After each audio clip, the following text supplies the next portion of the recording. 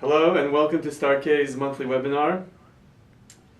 We're here the last Wednesday of every month, Mirza Hashem, at 12 noon in our Baltimore offices.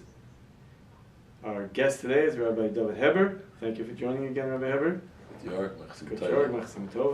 I'm Rabbi Goldberg, your host, and we're glad that you could join us.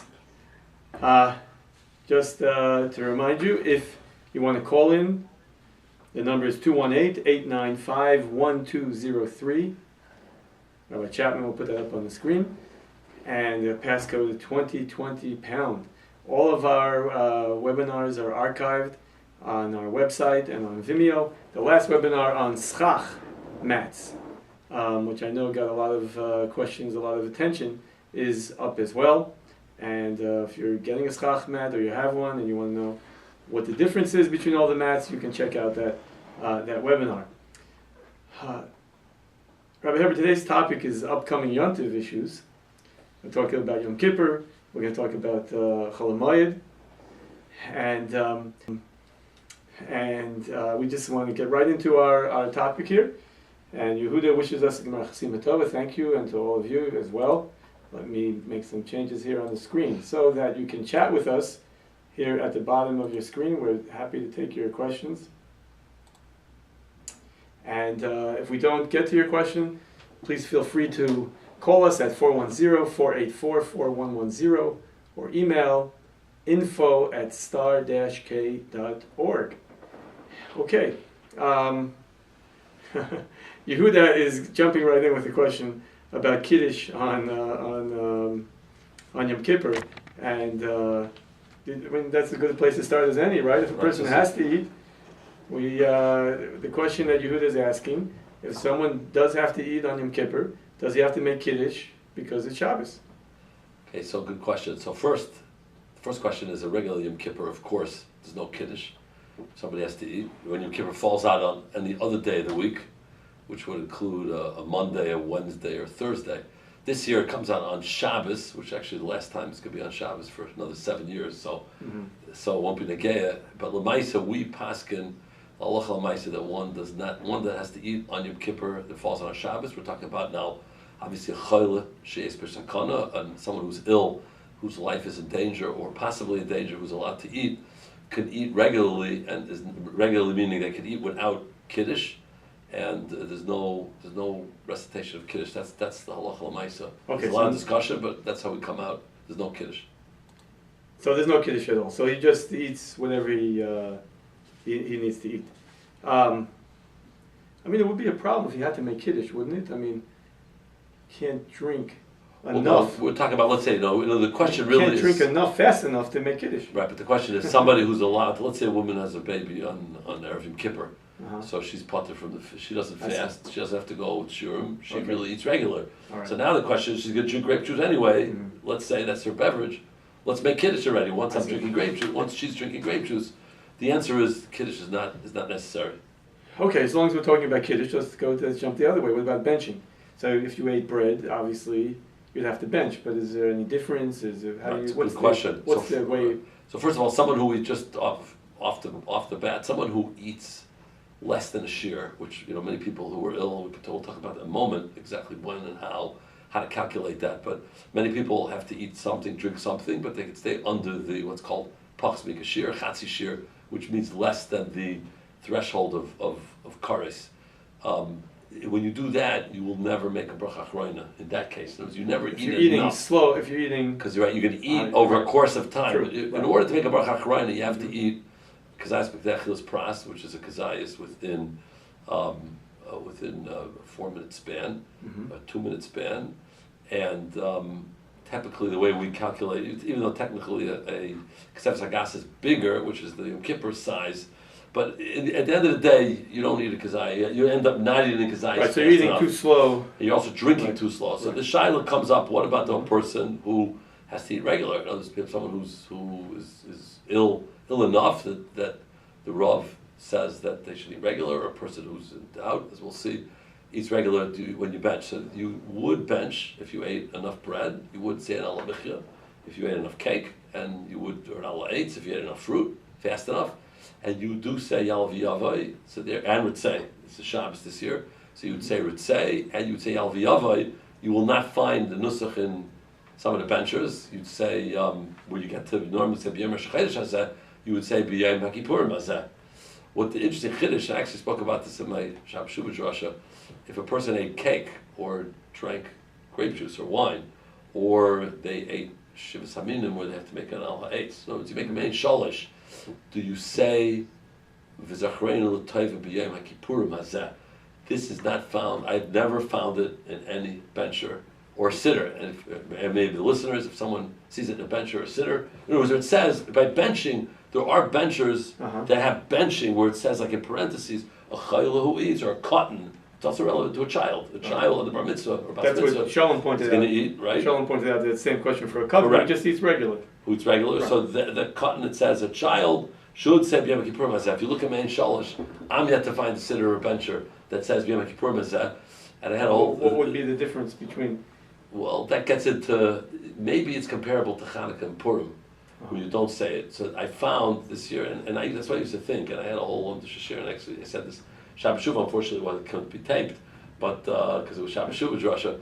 But in there, I found that preparing the Shir, the Shmir Shabbos Kol Chasser brings from Shlem Zaman Arbach, that you one should say, V'zochein l'toiva b'yom HaKippurim in the Al-Michit. In the Al-Michit. So, but I have a question for you. If he's benching, right, and he forgets Yalav V'Yovo, so then he would not have to repeat the correct. benching, You don't have to right? repeat benching.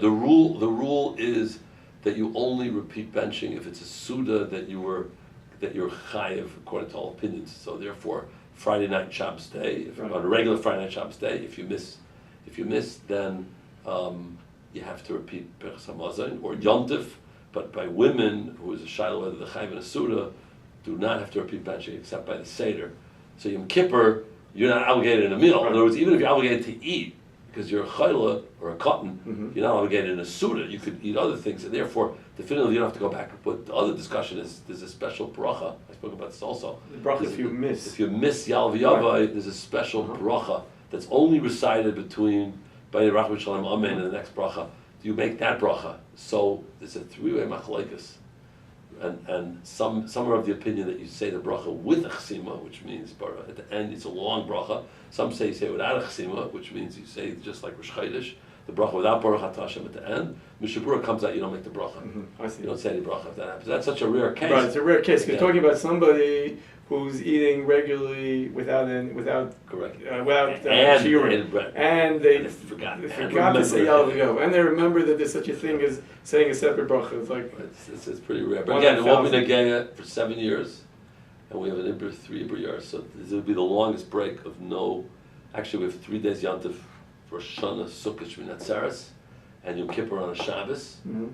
And so it's not going to happen again for 7 years. It's actually the longest span. When was the last time? It's happened periodically 7 years, but 7 years with 3 Imber years in between, which means you get an extra month. Hasn't happened since between 1926 and 1933. So it's been it'll be a break, for 3 days. It's a long time in coming. By the next eclipse, we'll have it, right? Is that 7 years? 7 years, yes. Yeah. Is there some connection between the eclipse? None whatsoever. That's the sun and that's the moon. None whatsoever. Okay, so let's talk a little about the shiurim for fasting, the amounts that you can eat.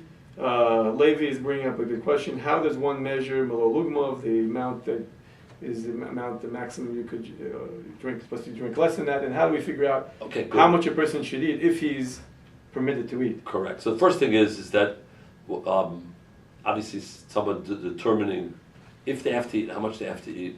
There should be a consultation with their Meir with their Rav. If a person is not, before Yom Kippur, people who feel like they may have a need, just speak it over in advance.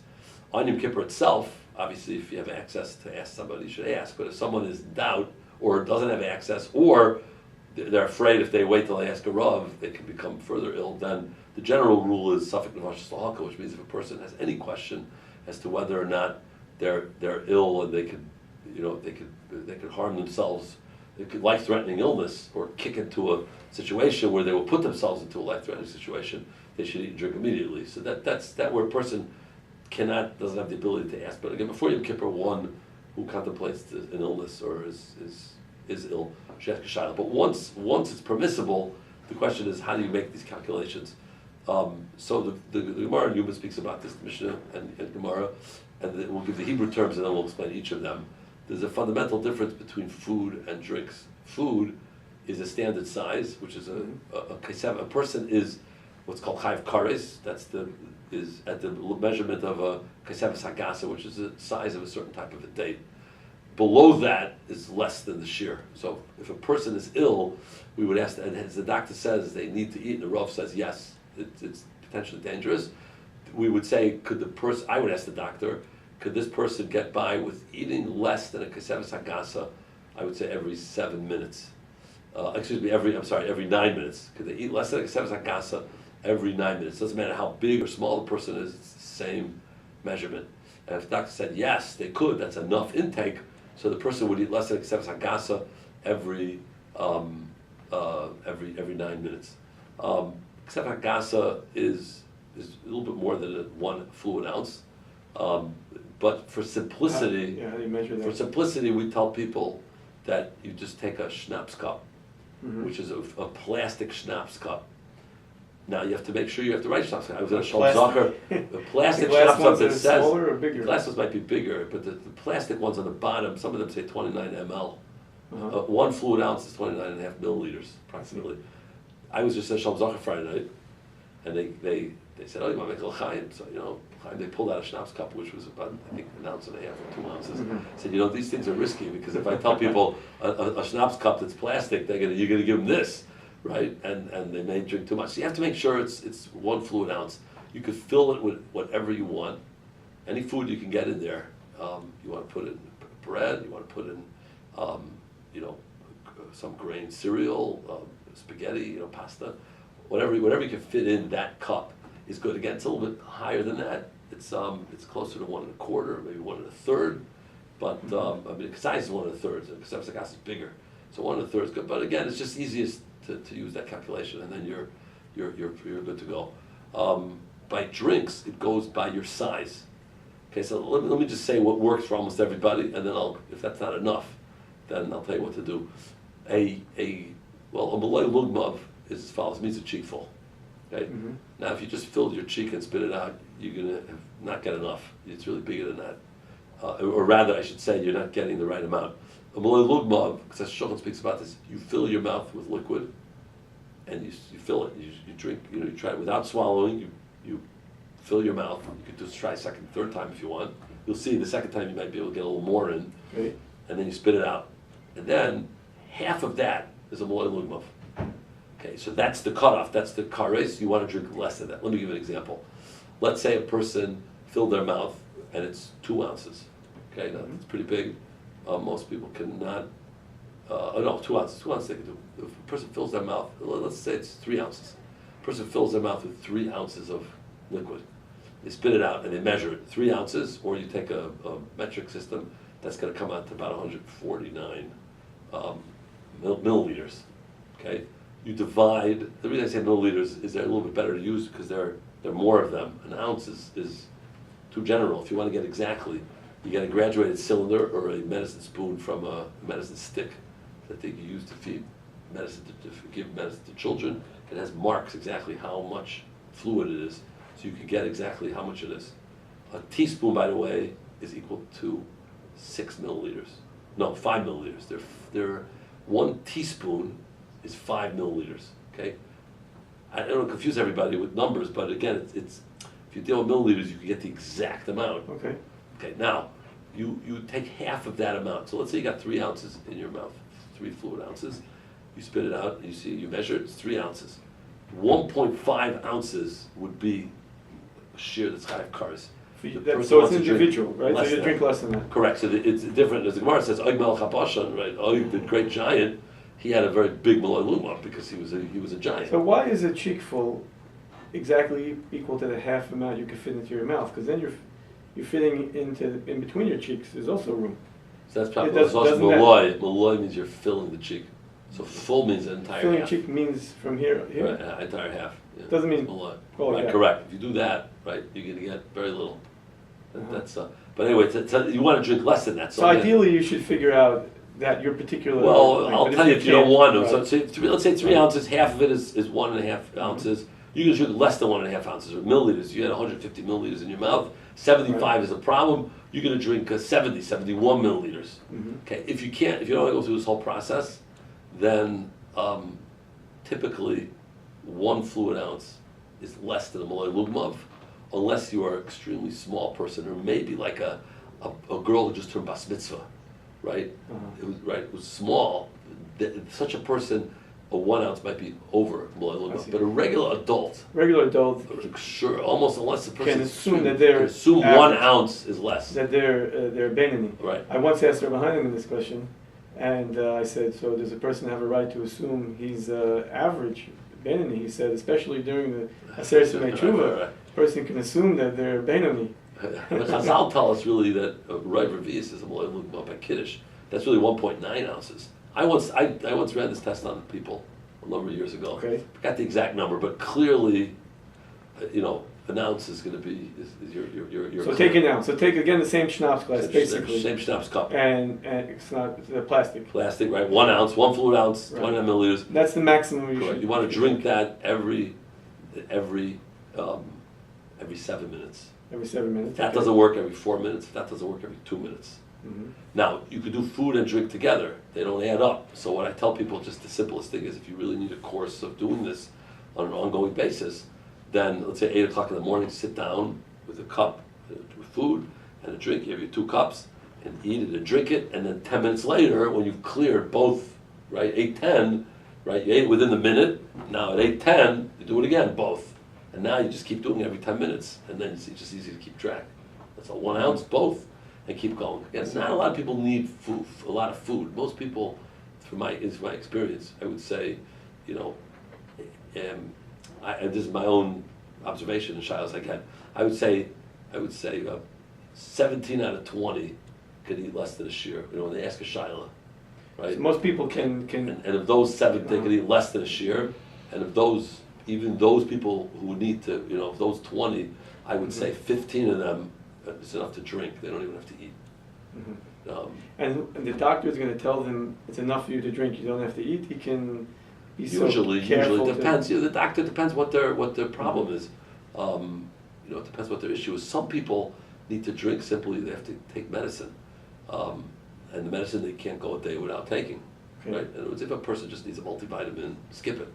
But if a person or they take something for digestion, or they take a vitamin D every day for just forget it. If they were going to drink, person, if they're just taking a pill, wouldn't they want to make the water bad tasting? Well, before that, in other words, but if a person has, let's say, heart medicine, or has, blood pressure, or things that could be dangerous, or they're in a situation where depression medication, a situation where if you skip, it's going to kick them. Some people are certainly anti-rejection medication for transplants and so on. If a person is going to, and again, those are just examples. One should estimate her raw, but in that case, sometimes doctor will say they don't have to eat or drink anything. They're really fine. There's one thing, they got to take the pill. They cannot go a day without the pill. They can't swallow without water. And I tell people, practice. If you want to practice, if you don't know how to swallow pills, anyone listening in the crowd here, especially if you're younger, take Winkies. Buy yourself the Winkies, Pashkas Winkies, and practice. Today, practice tomorrow. You'll learn how to swallow. Eventually, you'll learn. Is that how you do? You'll learn how to swallow. I forgot how I learned, but well, said that's the easy way to do it before Yom Kippur. And if you need water, so now, ideally, so Heinemann says ideally you should take water with, instead of water, you should take something that tastes a little bit off, like another medicine that has an off taste, maybe like a Mylanta, which is, right. Even though it's flavored, but it's not geschmack. If that doesn't work, or it's a medicine that you can't mess around with, or you have to be careful that 2 medicines don't have a problem with each other, you could take regular water. But a lady called me last night. She had shingles, and she's on a certain medication. I asked, "Are you allowed to fast?" So she said, her doctor said she could fast. She just has to take this pill. She has a huge pill, and she even practiced with 1 ounce. She said she could get it down. So I told her to go through this whole process with Lugmav and test yourself. In other words, 1 ounce is What's not the enough. What's the minimum she can? Oh, 1 ounce is not No, enough. no, for her 1 ounce is not. I So said, you need you to may be able to do more. 1.5 I see. ounces. Why don't you, get hold of the graduate cylinder and try to figure out. And why not put something like bad tasting in that water, like a little bit of vinegar? I guess if you I know stuck, I don't know if vinegar works. Something. Some folks can talk about Yeah. like making it bad tasting so it doesn't taste good. You don't care about the taste. Right. You It's not could. really like, You could. You have to be careful with that. You could feel. My wife had strep about 20 years ago, before Yom Kippur. We asked Rabbi Heinemann what to do, and he said, take it like my Lanta with it. And she said, I remember she told me it was horrible. Well, she did it, but in other words, she almost threw up the medicine. You have to be careful. you don't want to. You don't want to. Then you're really in a problem because then did you get the medicine and did you get the medicine? I see. So it's something you really, again, if it could be done, it should be done. You just want to be certain that Okay, let's take some of the questions that we have, Rabbi Heber. The shear of less than a kazais for a chila, how much is it really in practical terms? Okay, we discussed it already. It's not exactly a kazais anyway, and we discussed how much it is. One schnapps glass, 1 fluid ounce. Okay, it's a volume. Right, okay. Levi is asking that there's a beralacha that if one has a heter must eat more than a shear, next time he eats, he might be okay with less than a shear. Do we hold that way lamaisa? Well, I mean, if someone's a chayil sheish b'sakana and they have a heter to eat, then they're not mechuyev to oiske cheshbon. In other words, every bite. But a person, it's a chayil sheish b'sakana, but someone that can get away with less than a shear. In other words, has to calculate every time they eat. They want to be sure they can eat. It's important to know, by the way, that if a person is a chayil, I've heard this from a couple paiskim. If a person is a chayil sheish b'sakana, minatari they're potter from fasting.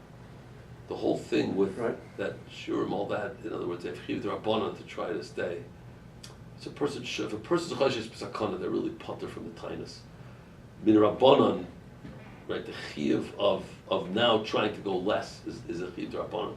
It just takes a little bit of the edge off of. They shouldn't feel so bad. They kares, but if they're chayil sheish b'sakana, they're really the Torah patters them. Right. All of this really is. I'm not I minimizing. know of certain poskim that when they're asked if the person can eat or not, right?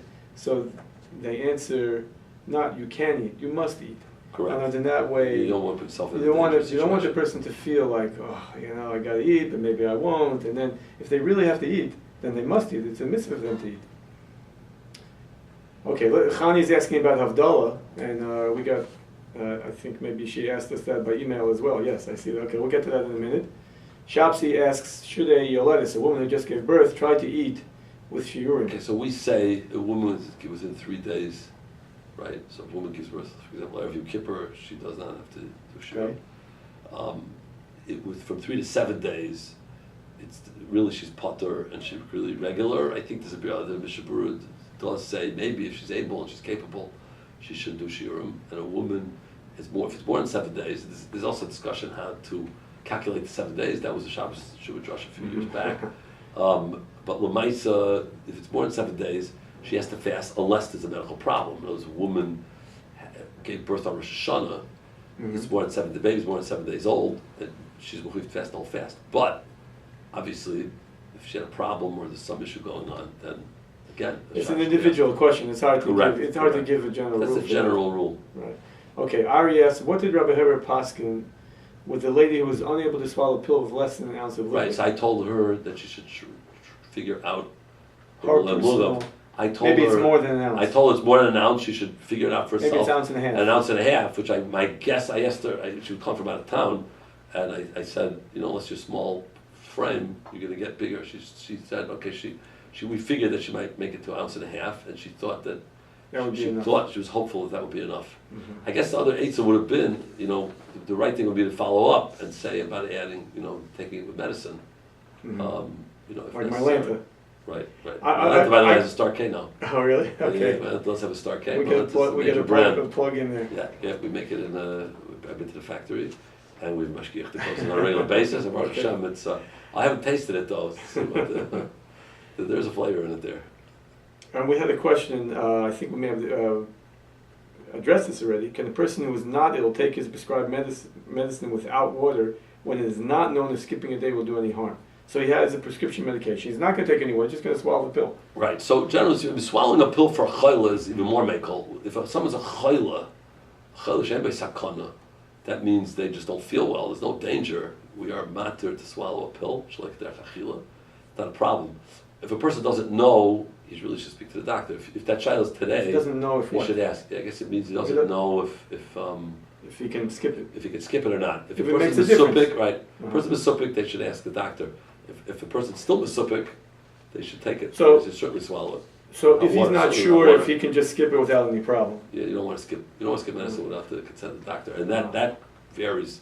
You know, you got all sorts of, certainly an antibiotic. If someone contracted strep, tomorrow, even today, and they're on medicine, that's something you don't want to play games with. So you can't skip that 25-hour span. You don't want to do that. You don't want to do that. Okay. We had Chani's question, which was, can a woman make Havdalah Matzah Yom Kippur so that she can break her fast before her husband comes home? That is an excellent question. Very, very, very, very relevant to many women. Because the husbands take their time. Or also, for example, some women are home with the kids. Right. They're not They don't come home right away. And even they come home right away. Ma'ariv in most shuls, both Shaifer and Ma'ariv and end of Ne'ilah is at Seiska Chavim, whatever that shul holds, 42, 50, right. 72, 60, whatever they hold, that's what happens. So by definition, the husband's not going to come home. Also, a lot of places do Kiddush Levana. It takes another 15 minutes. Right. But just to interject, this past Matzah Shabbos in Baltimore was already after 3 days of the Molad, so we could say Kiddush Levana. So if you push it the gun, but we don't say it during Sesame Tshuva. Well, okay. That's how the gun held. You can say it's that's the question. Mishnah brings that some push to say during Sesame Tshuva. Prevalent minig is not to say. Some shuls say it. Yeah. Shuls is constant Sibur? Yes, okay. they do say it. We because that way, number one, you get the close to have it before Yom Kippur. Number two, it's in Baltimore, especially, it could be cloudy. You never know. Right. You could end up. Well, I think the prevalent minig is. I know Yechidim. Right, but anyway, if they say it on the last Matzah Shabbos, could you say it? Someone asked this question on Shabbos. Then you would gain that the men would come home earlier. The woman wouldn't have such a big It's problem. not the Shiloh because at home, like this past Matzah Shabbos, the Moilad was I think about 11:30. That's our Yisrael time. Right. There was a machlokes hapaiskim. Right. Now, according to Reb Henkin, who held that you don't have to change the clock. He's makel on the end, on the other end, and other places al yaina. Here you have to be machmer at the beginning, right? So therefore you wouldn't have been able to say it. However, the prevalent minig is to be machmer at the end, which is a cool at the beginning. In other words, you do change the clock. So 11 p.m. in Eretz Yisrael was 4 p.m. here, which means you only have such and such amount of time at the end. So you're machmer 7 hours. You're strict. So at the beginning, according to that, you would be able to say Kishavana. Someone asked me the Shabbos morning in Shul, and I told them, but this Matzah Shabbos you should be machmer because there's two reasons not to say it. One is you have the Rebbe and Rala Yoina, right, where you cannot say it's too early, right? And B is you have it's a Sesame Tshuva. You want to push it off. So even though so now you can say it tomorrow, okay, but here it's like it's Svex Feka. So I pass the person not to say it. I see. So I don't want to get off the topic. No problem. I'm happy to address that topic. The question is, can the woman make Havdalah? She make Havdalah. Okay, so they're right. So generally speaking, we say a woman. Again, I'll tell you the general halacha, and then we'll talk about let's say Yom Kippur. Generally speaking, we tell women ideally not to recite Havdalah on a regular basis. If a woman is alone, then she should attempt to hear Havdalah from a man, so that maybe she goes to a family next door or to shul or whatever it is. However, if a woman on a regular Matzah Shabbos is not in a position to make Havdalah, she should make Havdalah herself and drink from Havdalah. There is another halacha that meaning is women don't drink from Havdalah when the man makes. If a woman makes Havdalah, she needs to, and she's alone or she's with other women, she needs to drink Havdalah the same amount as Kiddush. Etc. The Kos has to hold the Revi'is, etc. So she needs to drink that. Matzah Yom Kippur we would consider a Shasachak, and that is that normal Matzah Shabbos she waits for us to come and say Baruch HaMavdil, and that's it. Now Matzah Yom Kippur. Now Reb Klasky had a shir on this, and I also spoke about this once in a shir, and that is can you drink water on Matzah Yom Kippur? This is a fascinating shaila. I'll come back to that in a minute. I don't want to confuse everybody. But if you want to eat, you're hungry, you're thirsty, you want to eat and drink, you could a woman would make Havdalah on Motzei Yom Kippur when Seisik Chavim, whatever man she holds, or if she's ill, even if she holds later, if let's say someone doesn't eat till 72, but she's not feeling well, certainly we would roll back that time to earlier to break the fast. She should ask her Rav how early. Take the earliest time for a chayla, and eat, especially if she made it through the entire day. The only thing that I would tell this woman, so she would make Havdalah, and that's what I tell my wife to do. In other words, my wife is at shul for Neila, but she goes home immediately after Shofar, and then once this man Malacha come, she drives home, right? She said Baruch Hamabdil, and she'll drive home and make Havdalah at home and eat. I will, and then I come make Havdalah. The only thing I tell women is that there's a shaila in the Paiskim whether a woman can make Baruch Hamabdil, whether a woman can make Baruch Eish. The Shabbat actually says no. There are other Gedolei Paiskim who say yes, they could. So if a woman's home alone and makes Havdalah, so she has to throw a line to say Allah Eish. But here on this Motzei Shabbos, if her husband's coming home in a half hour from shul, so then wait. So you can maybe so you don't need the Eish in order to make you can be Havdalah and eat without it, and then when the husband comes home, he makes on the Eish. By the way, the Eish should be what's called Ner Shavas on Motzei Yom Kippur. That's a candle. The simplest method is to light a candle before Yom Kippur. It's better to have it's a shot where you could use the Yartzeit candle, but you could. But if you have one designated, that's absolutely the best way to do it, and then you use that candle. When it's Motzei Shabbos, but a regular Motzei Yom Kippur on a Wednesday night, if you don't have Ner Shabbos, you don't make it by Me'eresh. It's Ma'akev, which means you got to have it. When it's Motzei Shabbos, we say use a Ner Shabbos. If you don't have one, we allow you to use a regular candle. Back to the water topic. So the normal Motzei Shabbos, you can drink water before. Normal Motzei Shabbos, right? The question here is drink that even though you can't eat after. Correct. On regular Motzei Shabbos is very like women. Woman, her husband comes home late from shul, and she's thirsty, especially in the summertime. She wants to drink. Before Havdalah, you are allowed to drink water. But only water. Only water. So the problem with Motzei Yom Kippur is, do you need Havdalah? Motzei Yom Kippur, besides the regular din of Havdalah, where you could drink water before, but you are fasting. Yom Kippur is a tainus. The question is does Havdalah end Yom Kippur? When we say Yom Kippur, the malacha part of it, or does it also terminate eating, the prohibition to eat? I see. Okay. Right. So and therefore the nafkamina. Well, you can't eat anyway to make Havdalah, but you could drink water. So do we say no? Once Seisik Chavim comes, now you're out of the eating prohibition, and therefore you can't because of Havdalah, but you could drink. So Yom Kippur's over. You could drink before Havdalah. You could drink. Okay. This was a Shabbos Shuva Josh in a different shul. Rav Kolevsky had a very fascinating riot to this halacha. But what's the bottom line? The bottom line is you could. Okay, let's get riot in Hilchos Chametz. You got to hear this riot. What's that? Okay. It's the case. It's a fascinating case. This is a good trivia question. How can you eat chametz? How can you eat chametz for Shal Shudas? How can you be Yotza Suda on Pesach? How can you eat chametz at Shal Shudas on the last day of Pesach? That's the question. So the Mishnah Berurah has a technical case. Now, and that is, you washed on the last day of Pesach. This is a Shabbos actually coming up. You washed before. You washed before Shkia. You ate matzah. You ate a meal, and your meal schlepped into the night. The Mishnah Berurah says technically, if you wanted, you could eat chametz at that point. Now, if someone brought it back, you had a guy, a neighbor that brought you, some cookies. You could eat those cookies, but there's one problem. Mishnah Berurah says that it's a steer because you can eat the cookies and then say b'yom chag hamatzos and then benching. You can't do that. It's a contradiction. I can eat cookies, so you can't do it because of the Yalav Yaveh problem. But Sir Kolevsky brought a riot, and others brought a riot at 1 second. But I didn't make Havdalah from Pesach. That's a bigger problem. It's also a problem. So you see from there that no, Havdalah is not on the peripheral Isurim of a day. In other words, it's on the Malacha, it's on the work. So you can't drive a car, you can't do the Baramavda. But on the Chametz or on the Isra Achil of Yom Kippur, that's gone. That's gone with the donation. That's all right. So you could drink. Yeah. That's very good. Very good. Okay, Yehuda says in the shul where he grew up, the Rav held to say Kishul Vana during Seres Tshuva. So you have another mitzvah with to enter Yom Kippur. That's as far to say. Mishnah brings that down. That's what it says. Okay.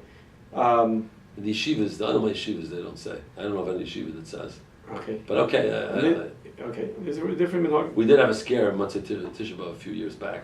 Yeah. But it was cloudy, Right. cloudy, and cloudy. I remember you wrote I about wrote an that. article, yeah. Right. Yeah. It was cloudy, and We then got it in. You have to right. persist. I remembered persistent. that year very well because I traveled to Eretz Yisrael right after Tisha Sit on B'Av. the plane. So no, I said it wasn't available in Baltimore to say. So, but I saw your articles online, and then I got there. So I said, I'll say it in Eretz Yisrael. At least the last night I'll say it in Eretz Yisrael.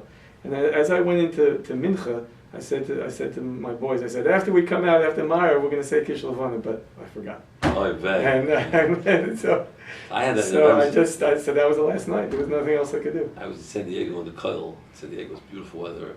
And Rabbi Eliezer Langer, who's today Rav in Poughkeepsie, New York, but he was our Rav in San Diego. He told me in the 20 or so years he was there, he almost never remembered or didn't remember a time he even postponed it one night. Because it was always clear. It Uh-huh. was always clear, except my last week in San Diego. It was the week after Tisha B'Av. We moved to B'Av, and it was cloudy every night. I was saying, I can't be on a plane to B'Av night on a red eye. Maybe I'll say it there. In the end, I got it in some night, barely. It was clear. It was just.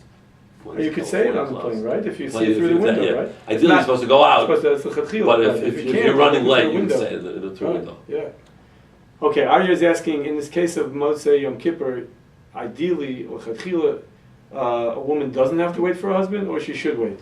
Should she? Well, is it better for her to wait, or should she just I would go say, in other words, you go and fall back in the regular halacha, a woman doesn't make Havdalah. So certainly, she can wait. Since you say she can drink water. Right. So she can drink water. But she should drink water. I would say ideally she should wait, but usually that's if someone enough. wants to, if they're hungry, in other words, there's a chachila that's easy to push aside and say, look, she's hungry, she's fasting, she wants to eat normal. Okay. All right, I think we'll move on and spend the next few minutes on Chol Hamoed, which we promised to speak a couple of minutes on. I'm sure there's many more questions about Yom Kippur, and you can reach us here at Star-K. It's 410-484-4110 or info@star-k.org. First, the most important question about Chol Hamoed is when the last Wednesday of the month is during Chol Hamoed, do you broadcast your wonderful program? No, we do not. Okay. That's not the case this year, is it? No. 2024, I'll have in Pesach. In 2024? Yeah, it'll be the last week of April. That's off. Okay. Yeah. It'll happen before that, but that one just came to mind. Right. All right. God willing, we'll be in Eretz Yisrael by then. The Kaddish will be right. So maybe different. The answer is no. That we take off on Yom Tov and Chol Hamoed. We take off. We let our listeners take off. Everybody's off. Okay, great. Okay. So Chol Hamoed, right? So, what are some quick practical topics? Shopping. People are off. They want to go shopping, and sometimes there are sales and so on. Let's address that. The general rule is maso matan, which is business. Chol Hamoed is prohibited, unless two important examples. One is Chol Hamoed. Chol Hamoed means it's for the benefit of the yontif or Chol Hamoed. Right. So certainly food shopping to cook for Chol Hamoed. People have, usually they're cooking more than usual for Yontif Chol Hamoed, but either way they have to go shopping. So that type of shopping for Yontif, etc., is certainly mutter and allowed. The question, or if Chol Hamoed, someone needs an article of clothing that they're going to use on Chol Hamoed or Yontif, the halachos is that's also permissible. The other example is a davar aved. If a person is in a situation where if they don't get it now, they'll lose out. So let's say an unbelievable sale of something that not just a regular not just like 10% off. There's always a sale everywhere. Every time it means something that's unusual and something that you needed and something that's not available otherwise. Then it would be mutar. I mean, for example, airline fares. Sometimes people wait. They want to go to Eretz Yisrael, or they have children in yeshiva. I have a son learning in Cleveland, in Tells Cleveland. I was learning in Chicago. My son's in Tells Cleveland, and there was a kufa where the fares just just never went down. In the summer, actually, it was an unbelievable sale. They hadn't gone down in such a long time. Not happening this summer. If that had happened, Chol Hamoed, I would have grabbed it, saying that I've been waiting months for this, and then you buy for the offshot buses and etc. That's a real davar of it. You talk hundreds of dollars. I see. What about if in the end it went down and stayed down actually, which was of interest. But I didn't know that week I hopped the ride. You don't know. You don't know. What about if you're somewhere and puppy wants to buy your kid something. Right, so that's Is that also a davar avi? that this happens. You have sometimes grandparents who He's gonna buy a enjoy gift. buying something. So a gift, a grandparent wants to, let's say, afikolam present. They want to buy something that's Pesach, and they could buy something with Chol Hamoed. In other words, you want to buy something that the grandchild will get hana from on Yom Tov for Chol Hamoed. That's certainly not a problem. But let's say they want to take out the family, and they say, okay, it's on us. They want to buy, that type of present. That would be a davar ha'aved because, for families saying, okay, this gift will be covered, and they're here, and they're going to buy it because they're going shopping with them, and they're having to pick out and all that. When they leave town, you're not going to get that benefit. So if the grandparents or uncle and aunt, whoever it is, wants to say, I'm taking you shopping and pay for it, that is considered davar ha'aved for the recipient, because when they're not around, it's not going to happen. Another davar ha'aved, sometimes if a person is in a city where something is just not available. For example, Not available where he is. Where they live. Is, right? Well, for example, Lakewood has certain stores that, certain things are available that are just not available, readily available in other cities in the amount. So people will find something that in their hometown they might not find, whatever it might be, and therefore they're there visiting, Chol Hamoed, and they say, I could get it right here where I live. It's just not available. It's just complicated to get, and it's something where they can't get it otherwise. It's something you could order it later, but let's say it's an article of clothing where you want to see it, you want to see what it is, then it also be mutter. Yehuda is saying that Monday Chol Hamoed is Columbus Day, and some stores may have sales again, but it would have to be a sale that's unusually right. I mean, the sales I've found that there's sales. Hold on. There's a Goyish holiday. There are holiday sales that go all year round with the holidays of the Umas Ha'olam. After Columbus Day, it'll be Thanksgiving, whatever. I don't have to go through the whole list of battery of all the chagams, their holidays. But whatever it is, the person has to Right. Okay. Is not having other time to shop constitute a davar ha'aved? No. Meaning really. theoretically, the only other way of going to the store is by taking off. Not really. That's a shver hatter because that's really Chazal's. I'm going to use the term in takonos of Chol Hamoed. This is what Chazal were afraid of. In fact, there were several points of this. Number one, haircuts. You don't take haircuts Chol Hamoed. Chazal were afraid. People would say, Erev Yontif, who has time Erev Yontif to take a haircut? I'll come into the Yontif, not looking proper, and I'll get Chol Hamoed. So they answered it. Laundry. You can't do laundry Chol Hamoed for that reason. People say, who has time? And there's another issue of Mecham Malach Lamoed. The general rule Chol Hamoed is that a Maisa Hedyet, which means a something that an average person could do. You don't have to necessarily know how to do it, but let's say change a tire. Change a tire is something that you don't have to be a mechanic to do. That's considered a Maisa Hedyet. And therefore that's mutter l'tzarech hamayid. We're not getting into all complicated car repairs, or hang up a picture. That's tzarech hamayid. Let's say a person says, you know what, I have lots of things around the house to do. The tzarech hamayid, my house will be enhanced. I'm having company the last days. I want to fix this, and there's a doorknob that needs to be fixed, and this needs to be fixed. I have to have Chol Hamoed. So let me wait until Chol Hamoed. That's called Mecham Malach Lamayid, and generally speaking, that's prohibited. So if you all your to-do list, you push aside Chol Hamoed, saying, well, there's a tzarech hamayid, that's also. So same thing here. A person just doesn't have time to shop, and they don't have time for Chol Hamoed. That is not a heter. I see. Okay. And that's different than if you're in a city. Then the sale is there in front of you. It's not a question of time. Shalom is asking a question, going back to the gifting of the grandparent. If the grandparent is asking the question, so can they buy the present when visiting the grandchildren? You're saying that the grandchildren, for the parents who would have to buy it otherwise, for them it's, it's I a think loss. so because But they're for the grandparents, helping what's on their, if they how can, they permitted to do if they can arrange that to do it after Yontif and say, oh, we were here for Yontif in honor of that, before Yontif in honor of our visit, here, then certainly that's the better way. That's not always practical, especially with clothing or a bicycle. You want to see the bicycle, the child wants to see it, whatever it is. Then I think it's mutter because they are ensuring there's no davar of their davar of it will allow them to buy the present. Plus, the tzarech hamayid is they get hana out of giving matana. I see. Okay. Okay. What about going to work? Some people. Well, as far as stores themselves, the question is, you go into a store, they're asking, what's that have to be open? That's a shaila that they asked. In other words, if you're a store owner. You mean Aryeh's question? Right. Shouldn't the frum stores be closed right. if you're going? That's a shaila that they asked. They should ask, and depending on what you're selling and what your needs are. You assume if you walk into a store that's a frum owner, you have to assume bidal kafskos. They asked that shaila. If you're a store owner, sit down with your hara and go through exactly what. I remember there was a store that sold like baby carriages in Brooklyn, and I once needed one, and I called them on Chol Hamoed, and I said, I called them to make sure they're open. I said, I knew it was a frum store. I said, are you open? They said, we're open for Chol Hamoed needs. And actually, when you got there, they did it according to what the halach is. Like their gate was down above on their back door. On their window. No, but New York alleyway.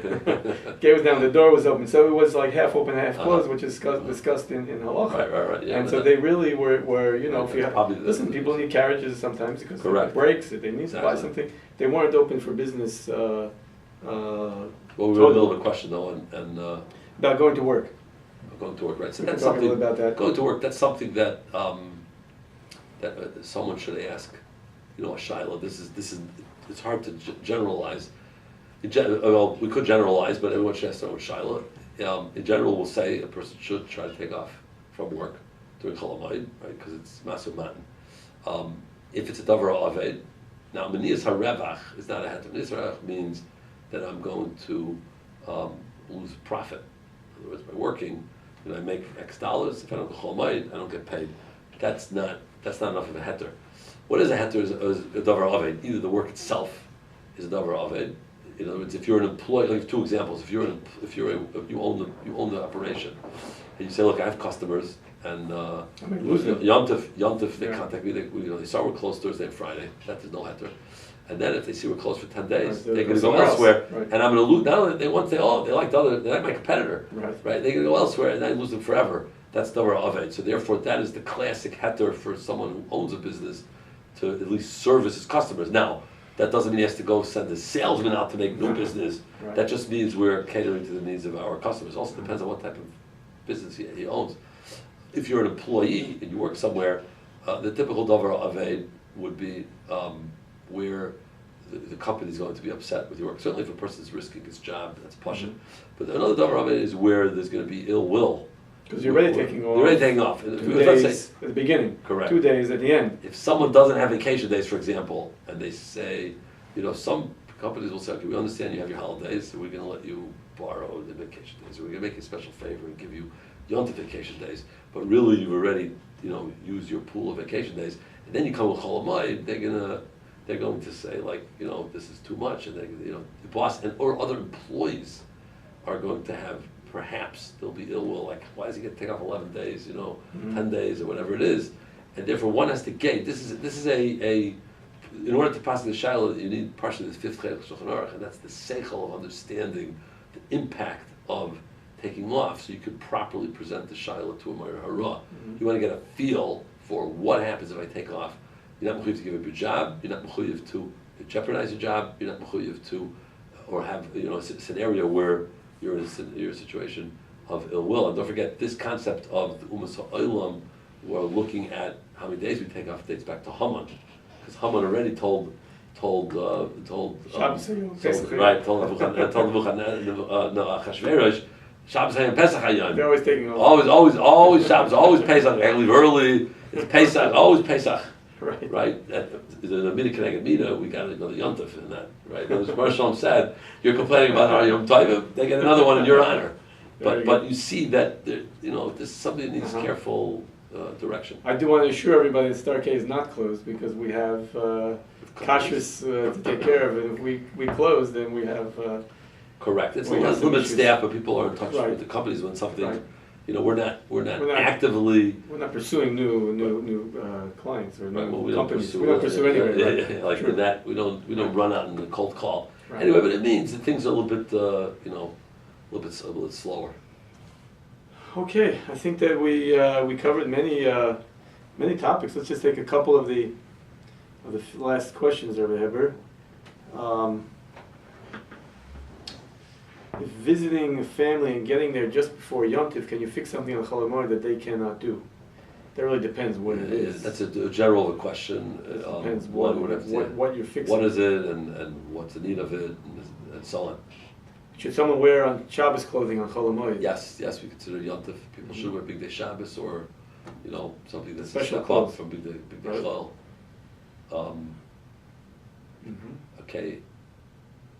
Cooking on Chol Hamoed for after Yom Kippur. So there's one case I'll tell you about in a second, very interesting. But generally speaking, cooking for after Yontif is also, so that's very relevant. If someone's making a simcha, people making chas, I have invitations to chasanas that are, right after Yontif. Mhm. So that would be, okay, so there you have the caterer that's dealing with that, but then you have Shem Brachas, you can have someone can get married Sunday or Monday after Yontif, and Tuesday is already Shem Brachas, or someone's making a bar mitzvah. They want to prepare. They want to prepare, so you cannot prepare a Chol Hamoed. It's also, there's one case that you can prepare for after Yontif this year, and that is you can prepare Chol Hamoed for Shabbos Bereshis. Because Shabbos Bereshis is the day after Simchas Torah, and they bring a raya. The raya is the fact that you make Erev Tafshilin Chol Hamoed. Right. What's an Erev Tafshilin? Is I'm that cooking prepared? Chol Hamoed. I start my For preparations Shabbos. for Shabbos. Right. Now, how can you make an Erev Tafshilin and prepare for Shabbos? Right. It's already after the Yontif. Uh-huh. The answer is when Yontif is attached to Chol Hamoed, we allow you to cook. But if Yontif was be detached, then the Shabbos is detached, like most Shabbos operations. You can't Most prepare. years you cannot. Aliza is asking, I believe she's joining us from Eretz Yisrael. What about exercising on Chol Hamoed? Okay, What's, exercising. what's the problem Exercising with is exercise? Why is that a exercising would be problem? mutter. Exercising would be mutter. In most health things are mutter. If a person wants to make a doctor's appointment and it's a routine checkup, that should not happen on Chol Hamoed. Right. As you say, well, Chol Hamoed I'm off. Let me go to the eye doctor. I go to the dentist. Mhm. There's malach involved. Especially a dentist, there's malach involved. Okay. In the process, it's not tzarich hamayid. If a person had a cavity and they're in pain, and some people have a cavity, that says you come back within the next 6 weeks, you'll be fine. So they should not come Chol Hamoed. Person's in pain, they can get it fixed on Chol Hamoed. You don't want your wisdom teeth pulled on Chol Hamoed, right? That's like that's a real that's Yom Tov breaker. that you should do. You're gonna be in pain. Exercise is mutter. Regular exercise with Chol Hamoed. Yom Tov and Shabbos, of course, generally exercise is a problem. It's a problem. Right. Okay, I think that there are other questions that we didn't get to. I would ask if you want to submit them to our email, info@star-k.org, or give us a call, 410-484-4110. I want to thank Rabbi Chapman and Ms. Debbie Rosenstein for helping us in this webinar, and thank you, Rabbi Heber, for joining us. Good jar. Good short, everybody. A good Yom Tov. It's Kabul, and we should all have it much. Amen. We should have a Gemar Chasim Tova. Mrs. Hachted wishes us all a Gemar Chasim Tova. From Israel, we won't have a 3-day Yom Tov on Sukkot. Okay, so that's right. Well, they had Rosh Hashanah 3 they days. had Rosh Hashanah, but that's the only time that They don't have Erev it can Tafshilin. happen. That's the only time it can happen. We get more Erev Tafshilins than Eretz Yisrael. Right. Right, we got 3 of them this month. They only have, including El, they get 1. Right. So there's definitely something to say about living in Eretz Yisrael, where you have just 1 day Yom Tov. There's what to say about having a 2nd day of Yom Tov as well. We have that kedusha, but doesn't come to living in Eretz Yisrael. I want to thank you all for joining us, and look forward to seeing you next month, God willing, the last Wednesday of the month at 12 noon. And if you want to sign up and be notified what the topic is and exact time in case there are any changes, again, send us an email to info@star-k.org. We'll put you on the list, and we'll keep you informed. Thanks very much. Take care.